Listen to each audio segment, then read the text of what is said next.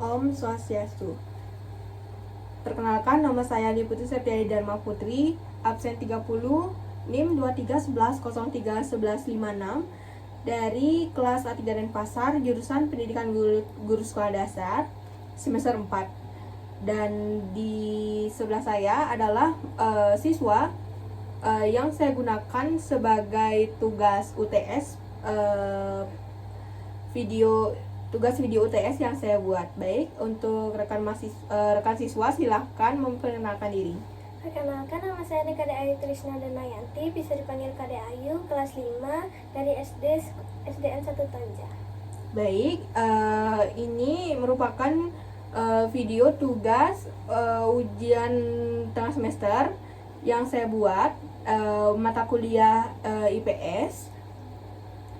Yang kali ini saya membuat video pelajaran bersama siswa kelas 5 sekolah dasar. Di sini saya mengambil materi dari bab 6, yaitu Indonesia Kaya Raya. Oke, selamat pagi Adek. Pagi. Jadi hari ini kita kan akan mempelajari materi IPAS. Iya. Nah, pertemuan kemarin itu udah sampai di materi bab berapa sih? Bab 5, kalau sekarang kita mau pelajari bab 6. Oke, hari ini berarti kita akan mempelajari materi IPAS bab 6, berarti tentang Indonesiaku Kaya Raya ya sepertinya. Oke. Nah, berbicara tentang Indonesia Kaya Raya, di situ kan Indonesia itu kan digambarkan biasanya dengan peta ya. Nah, ngomong-ngomong masalah peta nih, Ibu mau nanya, menurut pendapat Dek Dana itu gimana, apa pengertian dari peta dan apa fungsi dari peta? Pengertian peta adalah informasi menjelaskan tentang wilayah bumi. Apa itu fungsi peta? Untuk mengetahui letak Indonesia serta penjelasannya. Nah, oke, boleh. Nah, di sini Ibu punya kertas. Ibu minta Dek Dana untuk membuatkan denah Dek Dana dari rumah menuju ke SD ya. Coba dibuat.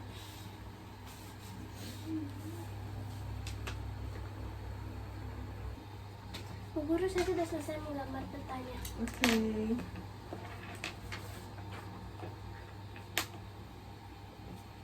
Nah, jadi di peta itu biasanya terdapat beberapa komponen, yaitu seperti judul peta, lalu ada simbol peta, ada legenda, lalu ada skala, dan juga ada simbol mata angin, arah mata angin, dan masih banyak lagi. Nah, di sini yang pertama itu kan ada judul peta. Di sini Dek Dana nggak isi judul petanya, jadi coba isiin dulu di sini judul peta. Misalnya Dena rumah Dek Dana menuju sekolah. Nah, itu contoh dari judul peta.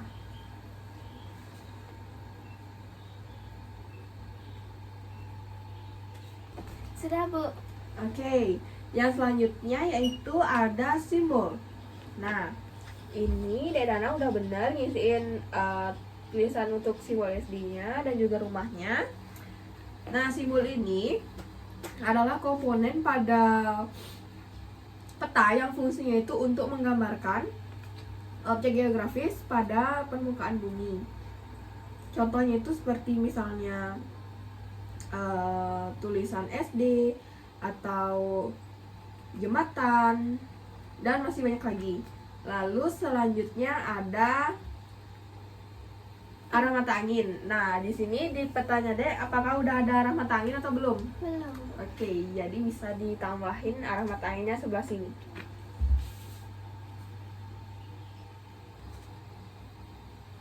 Sudah, Bu. Sudah isi. Nah, bagus. Selanjutnya, nah, arah mata angin ini mempermudah kita untuk mencari lokasi. Misalnya dari rumah Dek Dana sebelah sini. Nah, jadinya ini kita namanya kemana? Ke barat. Ke barat, untuk menuju ke SD, begitu. Jadinya mempermudah kita untuk mengetahui kita harus ke arah mana sih untuk mencari sebuah lokasi. Lalu yang selanjutnya ada skala. Nah, skala itu menunjukkan perbandingan angka dengan jarak perbandingan angka pada peta dengan jarak sesungguhnya di muka bumi. Nah, biasanya Dek Dana pernah nggak ngeliat di gambaran peta itu di bawahnya ada misalnya 1/1 juta begitu di bawah-bawahnya tulisannya. Nah, itu namanya skala. Nah, yang selanjutnya itu ada komponen legenda. Jadi, legenda ini adalah keterangan dari arti simbol-simbol yang digambarkan pada peta. Misalnya contohnya itu, jalan tol itu simbolnya seperti apa. Lalu ada jalan biasa simbolnya seperti apa. Lalu ada juga bengkel, ibu kota, kota, itu ada simbol-simbol tersendiri. Oke, selanjutnya Ibu akan lanjut untuk membahas materi kedua, yaitu mengenai letak geografis. Jadi, letak geografis ini adalah letak suatu wilayah berdasarkan garis bintang dan juga garis bujur. Nah, Ibu mau nanya ke Dek Dana. Dek Dana tahu nggak letak geografis dari Indonesia yang dilihat dari bujur dan juga lintang ini? Nah, saya tahu jawabannya 95 derajat bujur timur sampai 141 bujur timur dan 6 derajat lintang utara sampai 11 derajat lintang selatan. Oke, benar. Nah, selain dilihat letak geografis Indonesia dilihat dari garis lintang dan garis bujur,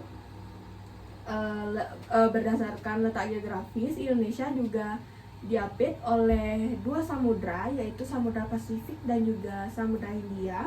Lalu negara Indonesia ini juga berada di antara dua benua, yaitu benua Asia dan juga benua Australia.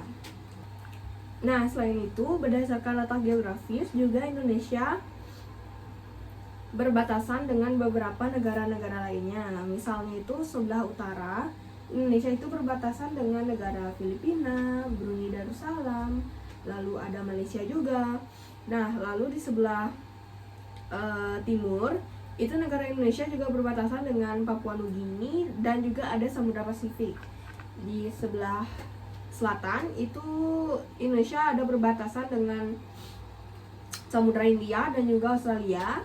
Dan di sebelah barat itu Samudra Hindia, ada benua Asia dan juga Samudra Hindia. Jadi seperti itu. Nah, karena letak geografis ini, Indonesia itu memiliki dua musim, yaitu musim kemarau dan juga musim hujan. Nah, di cuaca kali ini nih, yang siang hari ini, menurut Dek Dana, bulan ini itu udah masuk ke musim apa kira-kira? Udah masuk ke musim kemarau. Oke, bentar. Nah, selanjutnya yaitu materi mengenai negara maritim dan juga negara agraris. Nah, yang pertama kita akan membahas mengenai materi yaitu negara maritim. Negara maritim itu adalah negara yang sebagian besar wilayahnya itu berupa perairan. Nah, kenapa sih Indonesia itu disebut sebagai negara maritim?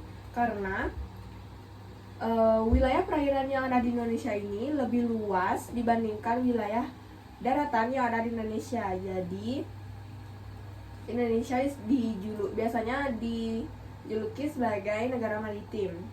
Nah, negara maritim itu kan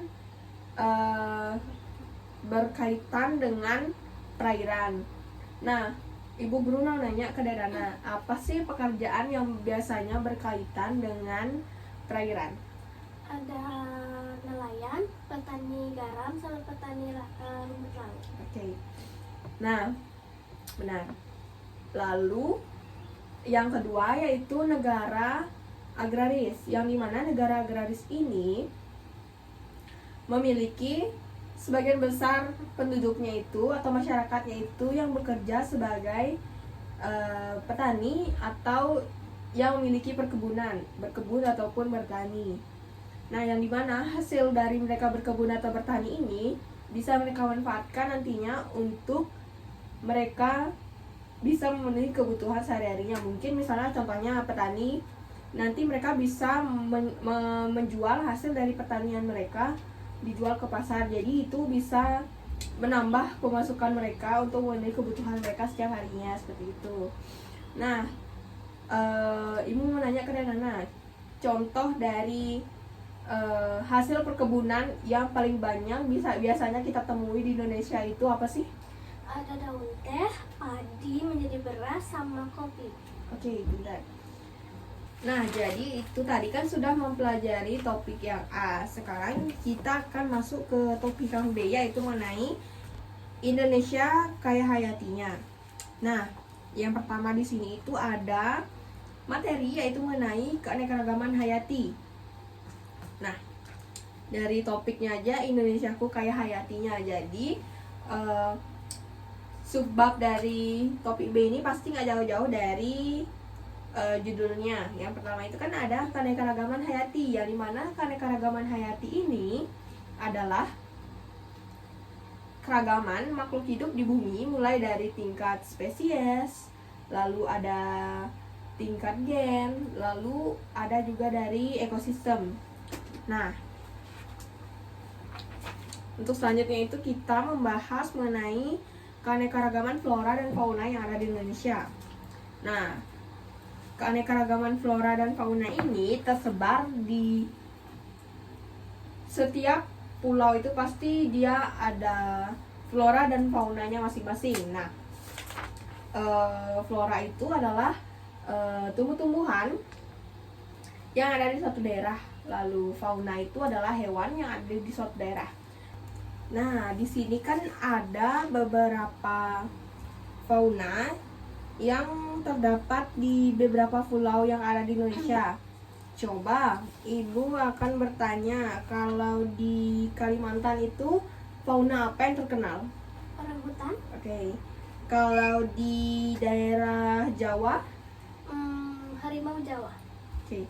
Kalau misalnya di Papua yang terkenal dengan burung yang berisikan ekor kuning biasanya? Cendrawasih. Oke. Lalu, nah, lagi satu di negara Bali, kira-kira fauna apa yang khas atau yang terkenal di Pulau Bali ini? Burung jalak Bali. Oke, benar. Nah, selanjutnya itu keanekaragaman flora, yang dimana flora ini kan mengenai tumbuh-tumbuhan. Jadi di setiap pulau itu pasti ada saja tumbuhan yang biasanya populer di Indonesia ini. Nah, di Indonesia ini ada 3 bagian floranya. Yang pertama yaitu ada flora Indonesia Barat, flora Indonesia Tengah, dan juga flora Indonesia Timur. Nah, di bagian Indonesia Barat ini terdapat beberapa spesies tumbuhan yang biasanya memiliki tinggi 60 meter. Misalnya itu seperti pohon meranti. Lalu di Indonesia bagian tengah itu biasanya terdapat satu tumbuhan sejenis. Misalnya itu contohnya hutan pinus, hutan kayu jati, seperti itu. Lalu flora Indonesia bagian timur. Nah, bagian timur itu kan erat dengan curah hujan yang cukup tinggi.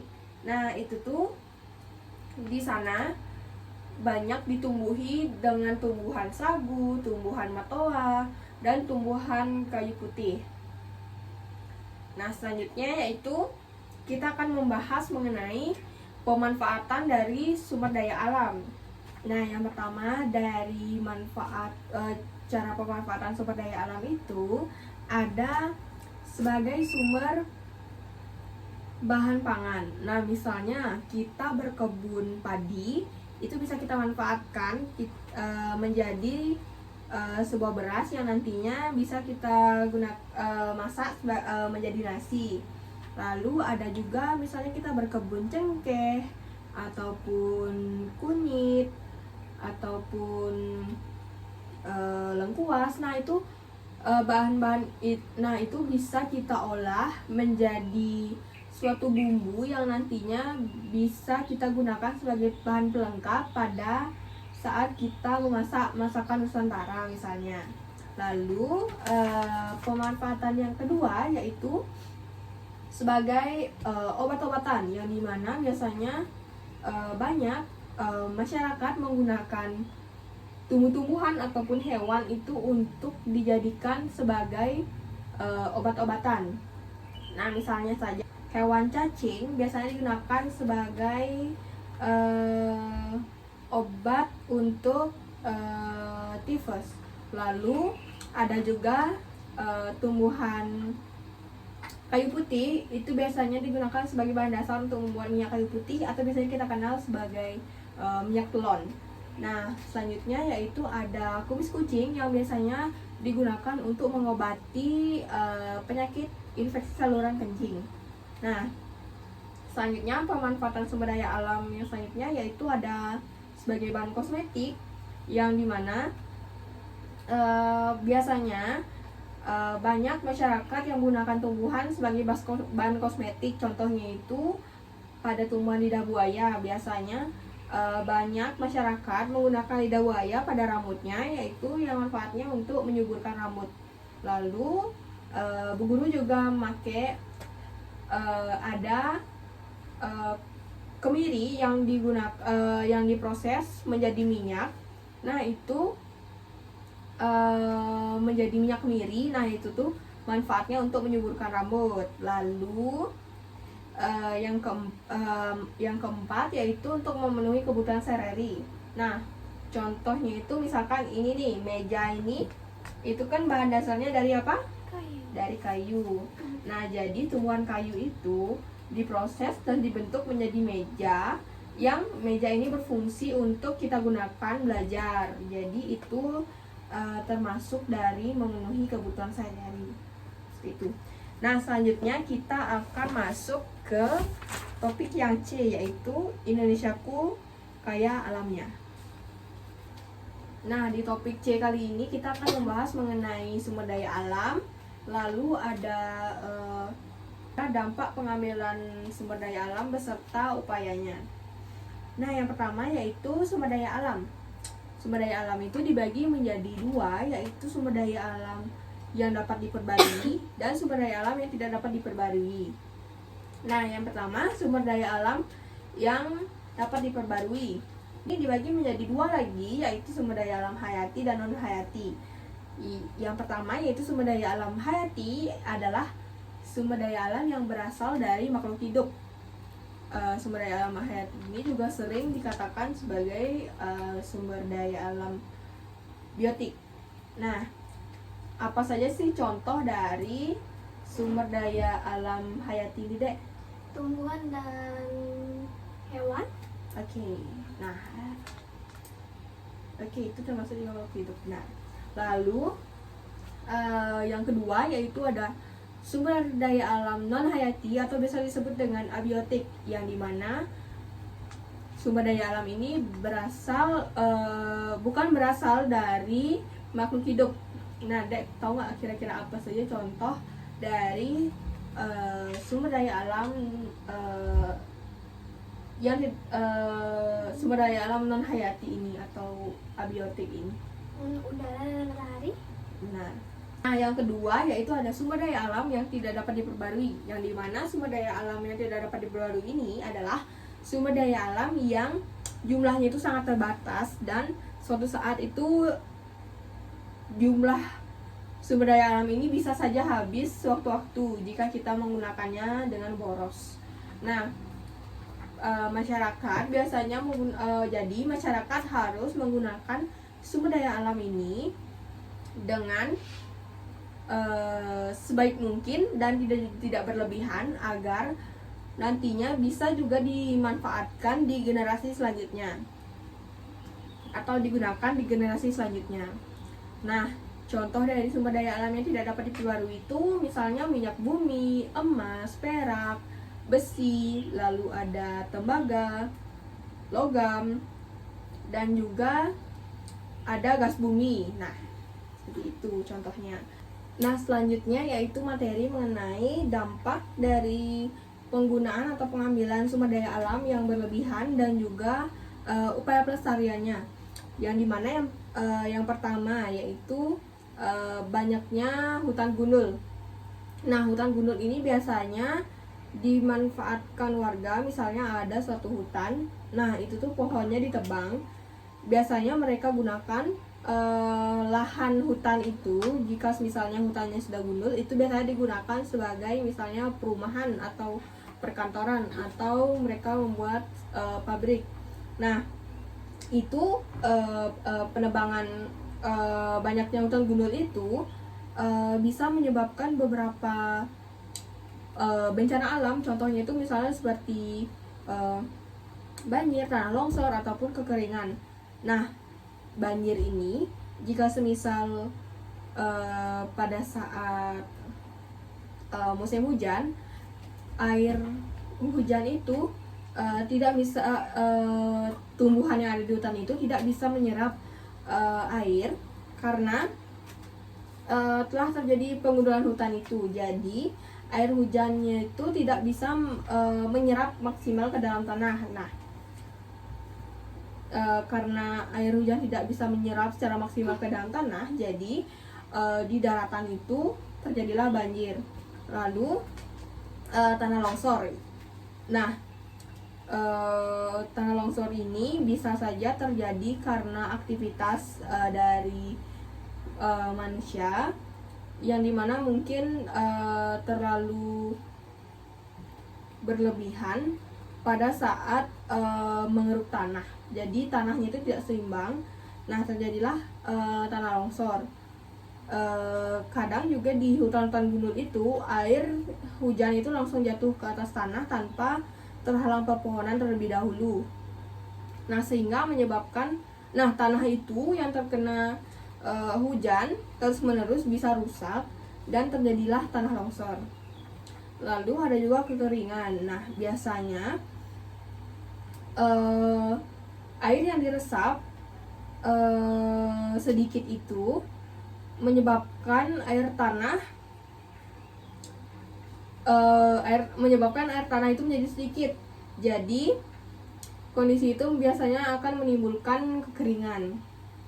Nah, dari ketiga bencana alam itu ada banjir, tanah longsor, dan juga kekeringan itu ada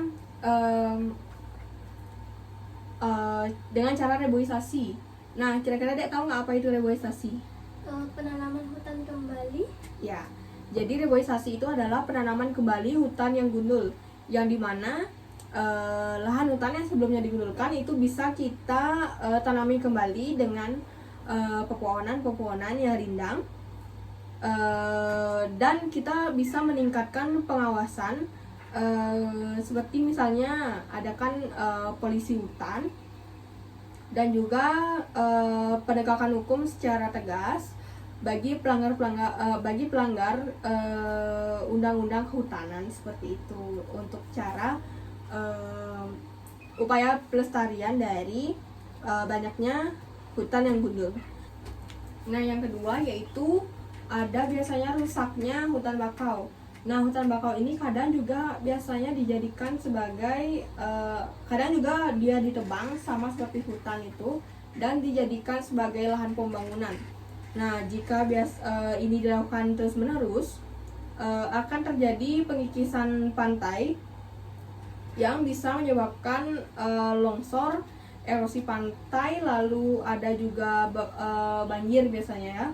Nah, upaya pelestariannya itu kita bisa melakukan reboisasi hutan bakau serta membersihkan hutan bakau secara berkala dari sampah-sampah dan juga limbah-limbah. Jadi seperti hutan mangrove atau hutan bakau yang ada di Bali itu kan dijadikan sebagai tempat pariwisata.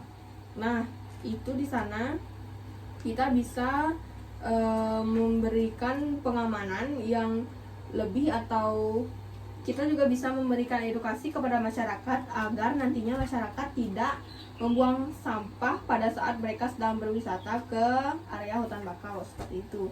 Lalu yang ketiga yaitu rusaknya lingkungan akibat dari kegiatan pertambangan.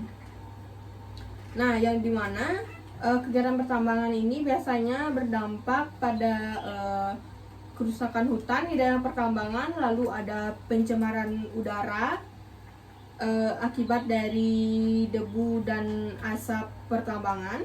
Lalu yang ketiga ada pencemaran air dan tanah akibat dari limbah buangan dari hasil kegiatan pertambangan ini.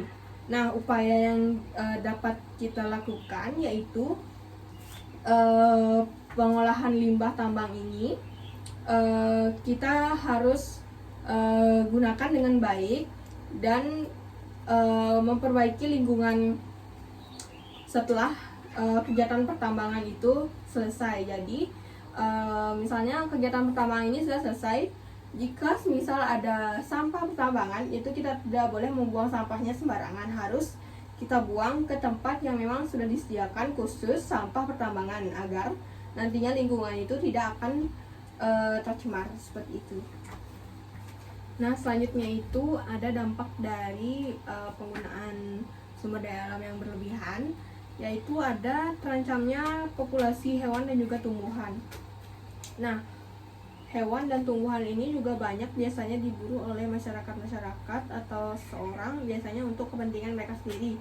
Contohnya itu misalnya sirip ikan hiu itu biasanya diburu untuk siripnya itu diambil dan dijadikan sebagai makanan yang bernilai tinggi. Lalu selain itu ada orang hutan yang biasanya kawasan hutan itu banyak ditebang untuk kepentingan lahan. Nah, karena area rumah mereka, anggaplah area rumah mereka itu ditebang, jadi mereka merasa tidak punya rumah, makanya banyak kadang orang hutan itu kabur ke area pemukiman. Jadi di tempat pemukiman itu warga melapor dan di orang hutan tersebut dipelihara oleh petugas yang berwenang. Nah, selain itu karena selain penebangan hutan juga karena kebakaran hutan biasanya ya, jadi tempat tinggal orang hutan itu hilang. Nah, selanjutnya ada juga tanaman cendana yang hampir punah karena dimanfaatkan secara terus-menerus. Namun pelestarian dari tanaman cendana ini tidak mudah, jadi jumlahnya itu semakin berkurang. Nah, upaya dari pelestarian dari dampak terancamnya jumlah populasi hewan dan tumbuhan itu yaitu kita bisa mengurangi penebangan liar, lalu kita harus menjaga habitat para hewan. Selain itu kita juga bisa menghentikan perburuan liar yang ada di hutan-hutan dengan membuat peraturan yang ketat dan juga yang tegas. Nah, selain itu kita juga bisa melakukan upaya penanaman kembali atau budidaya bagi tumbuhan atau hewan yang diperjualbelikan. Nah, selanjutnya saya akan menampilkan video karya wisata yang saya lakukan di sebuah taman yang dekat dengan rumah saya, yaitu Taman Lila Ulangun. Nah, Dek, jadi ini kita sudah berada di Taman Lila Ulangun, yang dimana dulunya taman ini itu adalah sebuah perkebunan pisang yang dirombak oleh pemerintah dijadikan sebagai taman yang berguna bagi masyarakat. Nah, biasanya taman ini tuh digunakan pada saat pagi-pagi digunakan untuk masyarakat beraktivitas, misalnya seperti jogging, lalu ada senam, bersepeda, atau pada siang hari biasanya banyak juga orang-orang di sini hanya sekedar duduk-duduk saja untuk mencari udara segar, karena di sini banyak sekali ditumbuhi pepohonan hijau yang membuat udara itu terasa sangat segar. Nah, di belakang kita contoh ini ada tanaman apa ini namanya, Dek? Pohon cempa. Oke, ini ada pohon cempaka yang ditanami di area Taman Lila Ulangun ini. Seperti itu. Nah, di sini juga ada pohon kembang sepatu, ada juga yang berwarna merah, pink, dan juga pink muda. Yuk. Ternyata di sana ada pohon pepaya yang bertumbuh.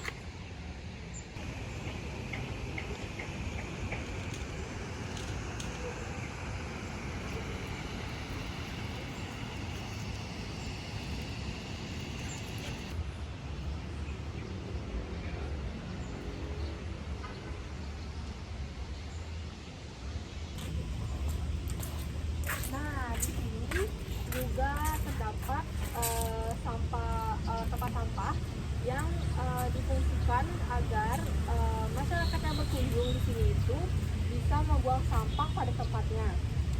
Dan juga dia bisa memilah mana sampah anorganik dan juga mana sampah anorganik.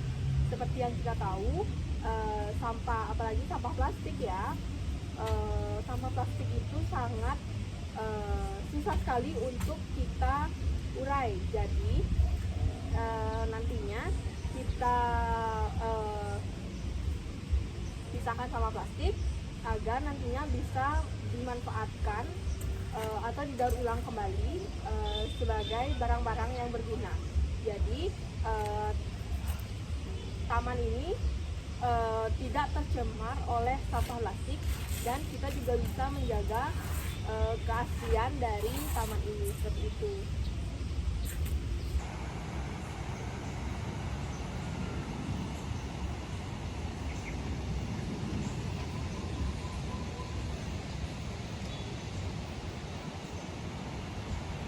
Baik, sekian video tugas UTS yang dapat saya buat. Maaf apabila ada kesalahan kata atau perbuatan. Saya tutup dengan Paramasanti. Om Santi Santi Santi Om.